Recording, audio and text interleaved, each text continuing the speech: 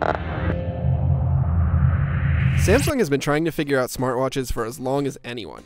Its earlier efforts have been disappointing, but the new Gear S2 promises to be different, and in many ways, it is. It's got a sleeker, more attractive design, a completely new interface, and finally works with more than just Samsung phones. The Gear S2 is far from perfect, but it demonstrates some really great ideas about how a smartwatch should look and work, and can be a learning tool for the rest of the industry. The Gear S2 is the first round smartwatch from Samsung, and it's by far the best looking wearable the company has ever made. It's not too big, not too thick, and it's comfortable to wear. I've been testing the $299 standard Gear S2, which has a rubber strap and smooth, brushed metal finish. It's not the design I choose. The $349 Gear S2 Classic, with its leather strap and darker finish, is more my speed. Unfortunately, the standard S2 uses a proprietary strap mount, which means that you can't go into any jewelry or watch store and swap it out for something else. But the round design is there for more than just looks. It enables the rotating bezel control, which is the smartest way to interact with a smartwatch I've ever used. Sure, you can swipe through the screens with the touchscreen, just like an Apple Watch or any Android Wear model. But once you use the bezel to control the watch, you'll wonder why nobody else has done this before. The rotating ring is predictable and reliable, unlike Apple's somewhat confusing digital crown, and it lets me navigate the interface without blocking any of the content with my finger. That great experience is helped by the fast and easy to use interface on the S2. Turn the ring to the right from the main watch face and you access widgets of information. Turn it to the left and you see your notifications. Use it to scroll through text when reading a message or a list, and it behaves exactly like you'd expect it to. A button on the side of the watch jumps back one level, while another button takes you back to the main watch face.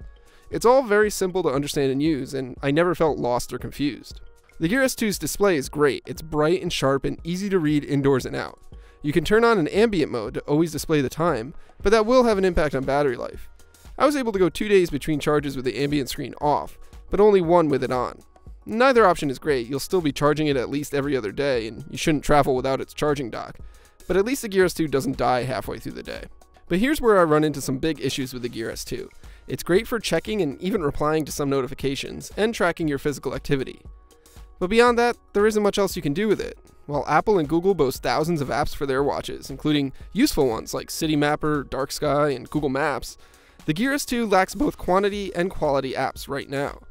That's not likely to change anytime soon. The Gear S2 runs a different platform than Android Wear or the Apple Watch, and it's not likely that developers are going to devote much effort to supporting it. Even some of the apps Samsung demoed at its launch of the S2, such as Uber, aren't available for it yet. There are a number of attractive watch faces included with the S2, but third-party options, like the apps, left me wanting. And while the Apple Watch and Android Wear will let you do a bunch of things with your voice, the Gear S2's voice actions are slow and really limited. I can't even use it to set a reminder, for example. And that really is what has me worried for the Gear S2. It's a fine functioning and looking smartwatch today, but I'm not confident that it will get the support needed from developers to turn it into something really special tomorrow. I want a smartwatch that looks good, it's easy to use, shows me notifications, tracks my activity, and lets me do certain things without pulling my phone out of my pocket. The Gear S2 gets a lot of those right, but that last one, that's what really separates a great smartwatch from the rest, and the S2 doesn't yet fulfill that need. Samsung came awfully close to making a brilliant smartwatch this time, but its journey isn't over.